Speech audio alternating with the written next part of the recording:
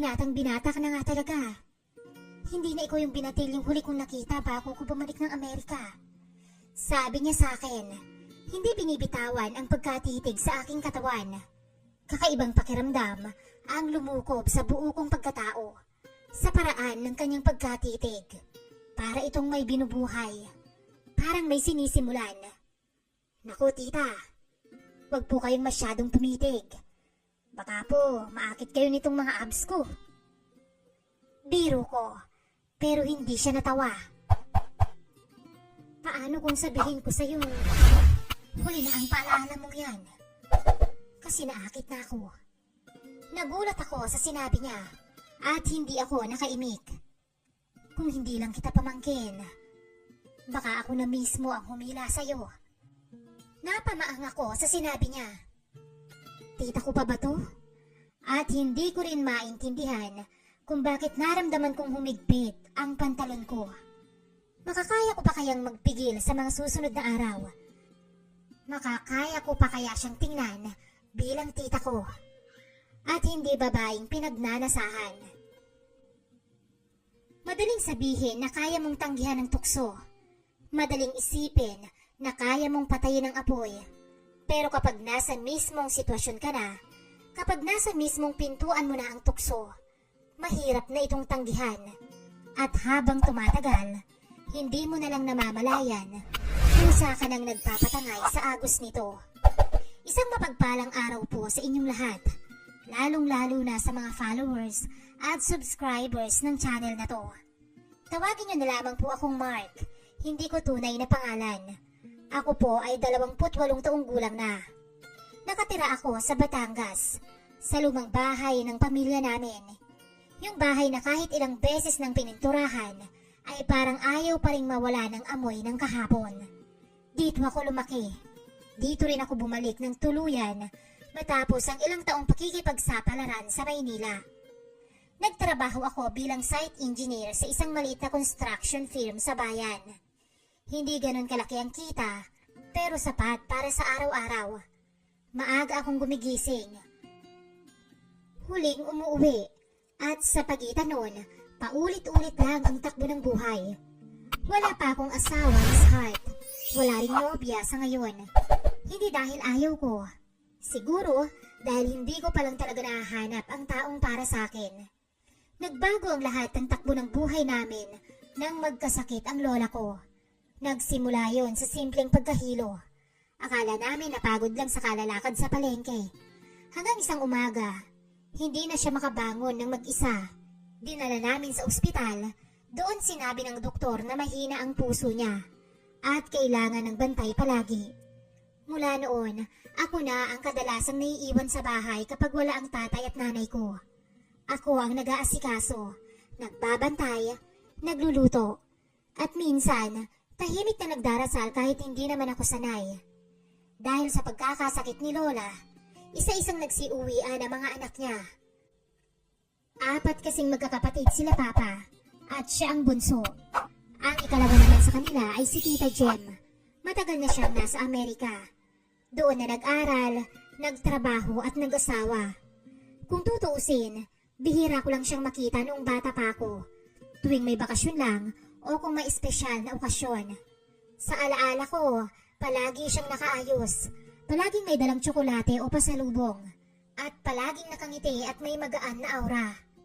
Isang gabi, sinabi ng tatay ko na uuwi raw si Tita Jem. Hindi ko alam ang mararamdaman ko noon. Parang may bumigat sa dibdib ko pero hindi ko maipaliwanag kung bakit. Siguro dahil matagal na siyang wala. O siguro dahil sa tuwing uuwi siya.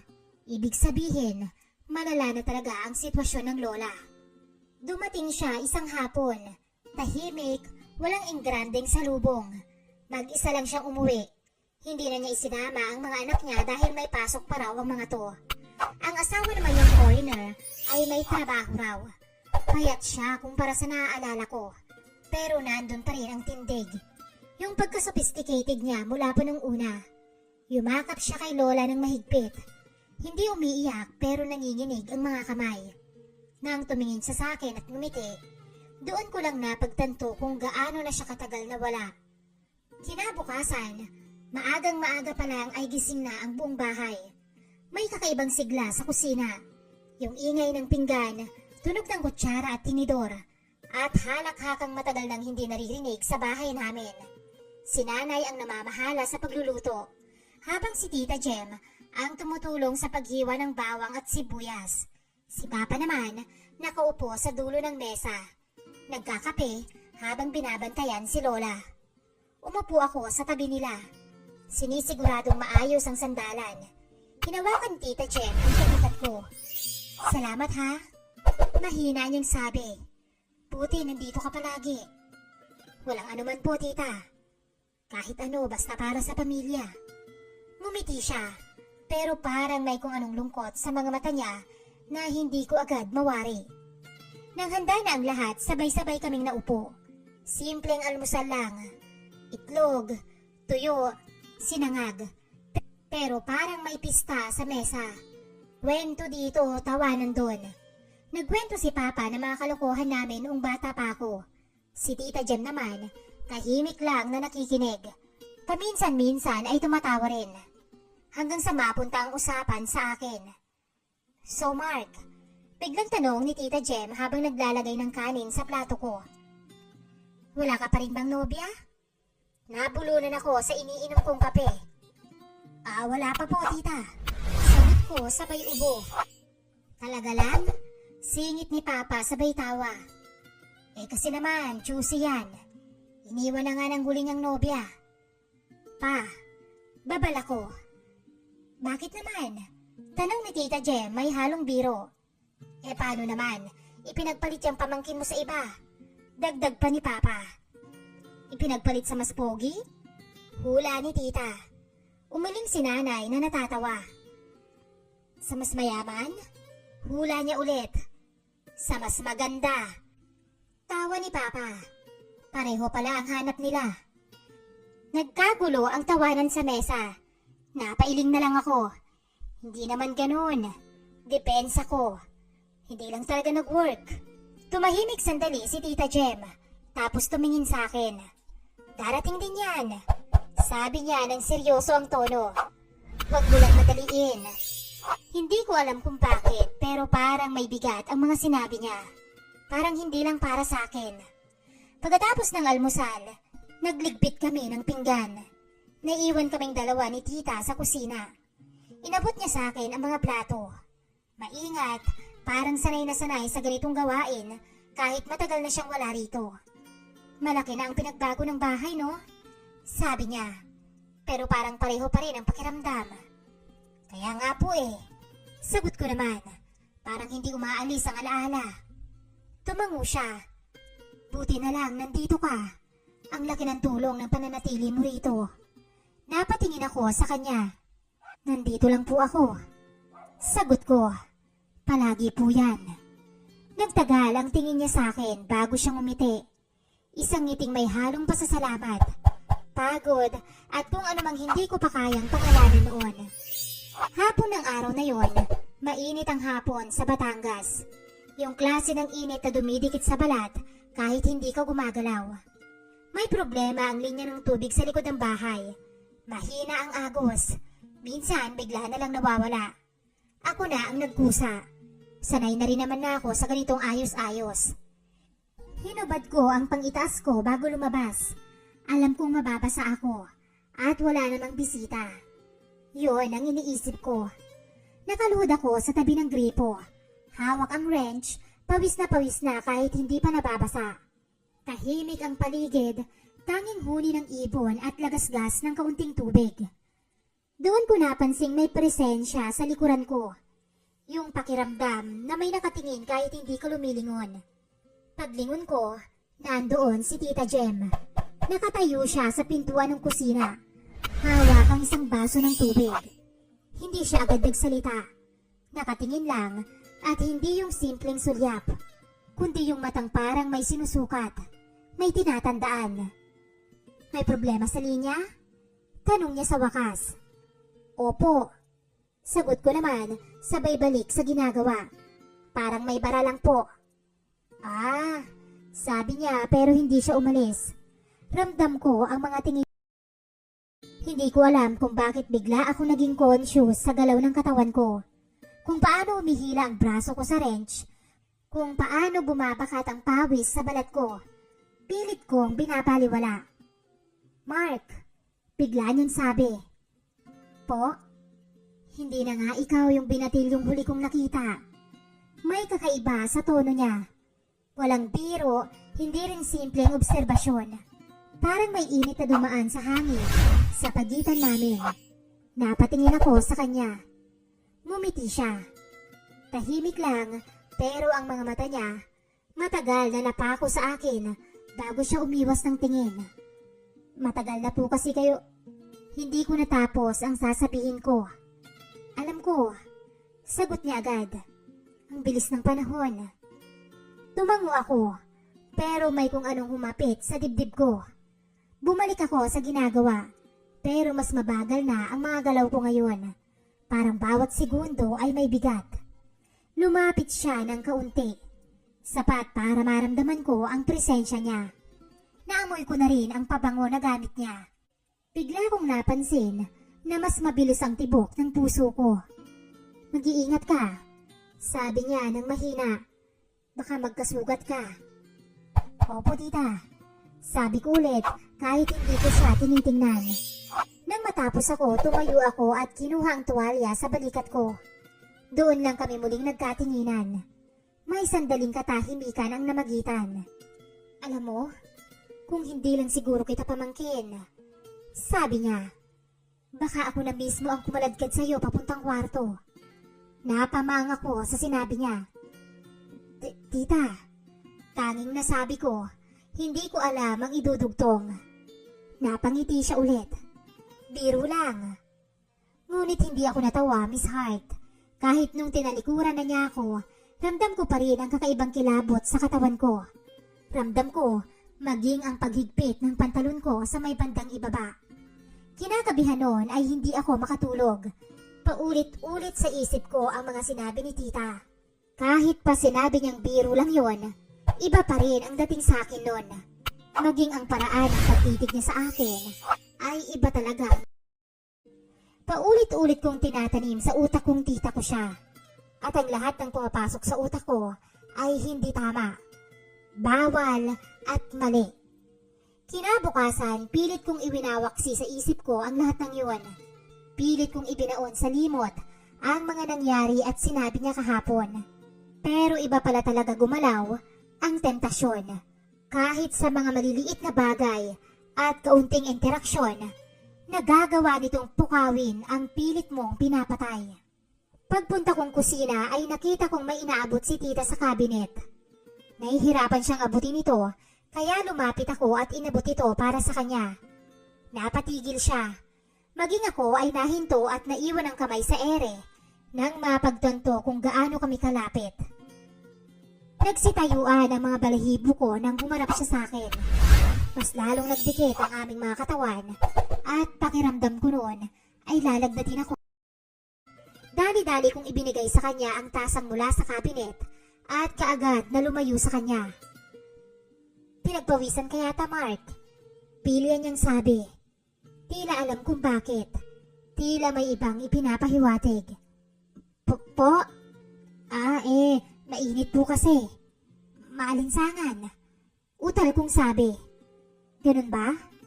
Tanging sagot niya na may kakaibang ngiti. Pagdating ng tanghali, nakahilata ako sa may sofa sa sala at nanunood ng TV.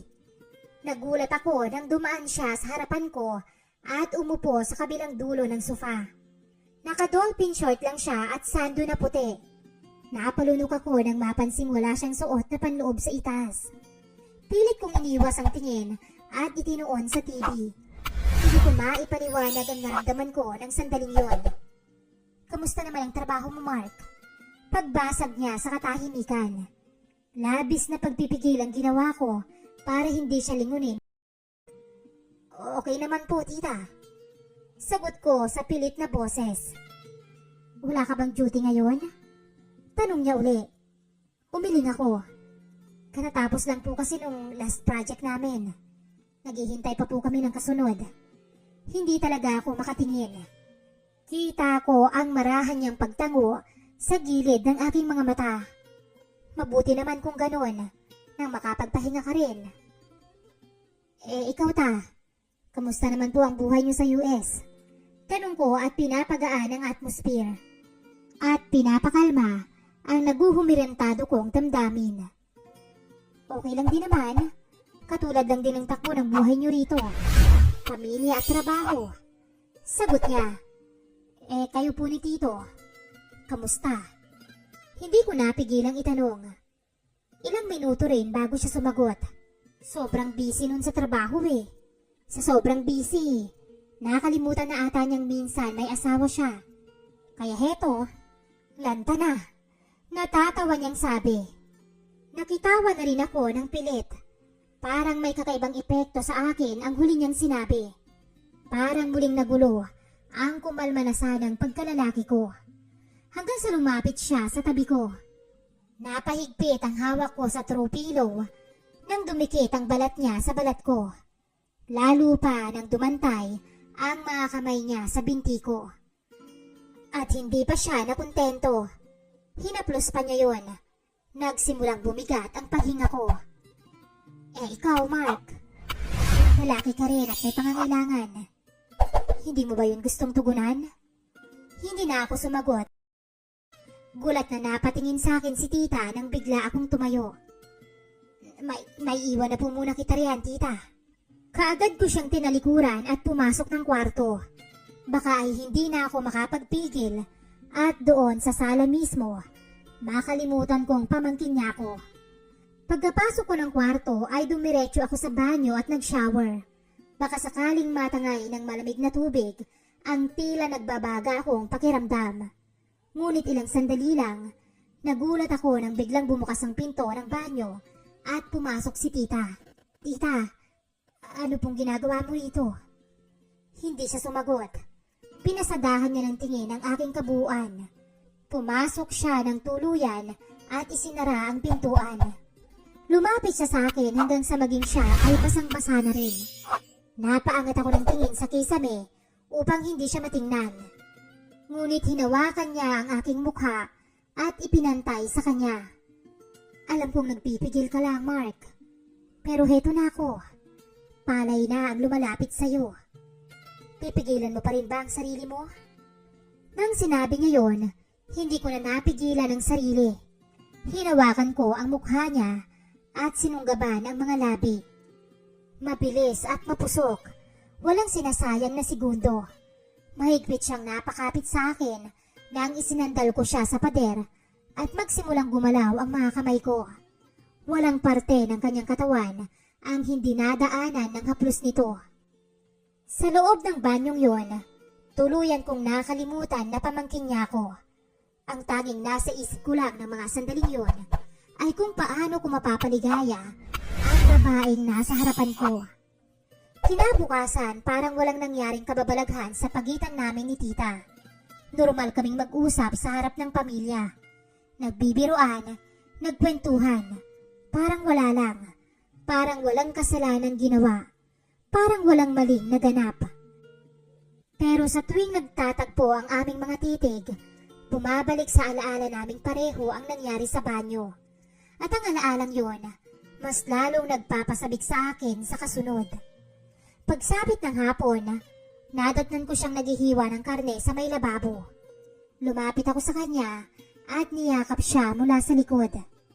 Ano ba, Mark? Baka may makakita sa atin. Mahinang sabi niya. Pero hindi ako umalis. Sa halip, hinalikan ko ang leeg niya. Mark, nahihirapan niyang wika. Napasingap siya nang nagsimulang gumapang ang mga kamay ko. Tumigil ka, Mark. Paanas niyang sabi. Pilyo akong napatawa. Inilapit ko ang bibig ko sa kanyang tenga at bumulong. Humanda ka sa akin mamayang gabi. Mabilis akong napabitaw sa kanya nang makarinig ako ng mga yabag at kunwari ay tinutulungan siya sa ginagawa. Sumapit ang gabi. Nang tahimik na ang buong bahay, natagpuan ko na lamang ang sariling nakatayo sa pintuan sa harap ng kwarto ni tita. Hindi na ako kumatok. Pinihit ko ito ng mahina At tama nga ako, hindi yun nakalak. Kanina pa ako naghihintay sa'yo. Sabi niya agad pagkapasok ko. Hinintay ko pang makatulog sila. Sabi ko. Umupo ako sa kanyang kama. Siya naman ay ganun din at humarap sa akin. Hindi ka ba natatakot, Mark? Tanong niya habang pinaglalaruan ang buhok ko. Saan? Sa ginagawa natin. Sa paglalaro natin sa apoy. Sinalubong ko ang mga titig niya. Ikaw, tita. Hindi ka ba natatakot kung anong sasabihin nila? Balik kong tanong sa kanya. Hinaplos niya ang dibdib ko. Ayoko munang isipin yun, Mark. Ngayon, ito muna ang mahalaga. Sabi niya at mahinang gumalaw sa ibabaw ko. Hinalikan ko ang balikat niya. Patungo sa leeg hanggang sa labi niya. Humigpit ang kapit niya sa balikat ko at pilit na pinipigilan ang mga daing na nais ko mawala. Sa kailaliman ng gabi at katahimikan ng bahay, may dalawang nilalang sa loob ng kwartong yon na nangahas ng sandali. Sandaling hindi dapat. Sandaling labis ang bigat. Lumipas ang mga araw at ganun pa rin kami ni tita. Patuloy kaming nagtatagpo sa mga oras na walang nakakaalam. Sa parte ng bahay na walang nakakakita. Sa mata ng lahat, normal lang kami. Walang anumang nakakaduda o anumang mali siya. Ngunit kapag kaming dalawa na lang, wala na ang linyang dapat ay nasa pagitan. Kapag kaming dalawa na lang sa sarili naming mundo, hindi ko na siya tita. Hindi na niya ako pamangkin. Kapag magkadikit na ang aming mga katawan, nakakalimutan na niyang may pamilya siya sa Amerika, na may asawa siyang naiwan. Wala ba kaming konsensya? Meron. Minsan rinig ko ang sigaw nito. Ngunit madalas, mas malakas ang paanyaya ng tukso. Hindi ba kami takot mahuli? Sobra. Ngunit mas takot kaming hindi maramdaman muli ang isa't isa. Hanggang sa dumating ang hangganan ng lahat. Mag-iingat ka ron, ha? Sabi ni Mama kay Tita at niyakap ito. Bumuti na ang kalagayan ni Lola at kailangan na rin bumalik ni Tita. Sa susunod mong bisita, isama mo na ang mga pamangkin ko, ha? Sabi naman ni Papa at niyakap ng mahigpit si Tita.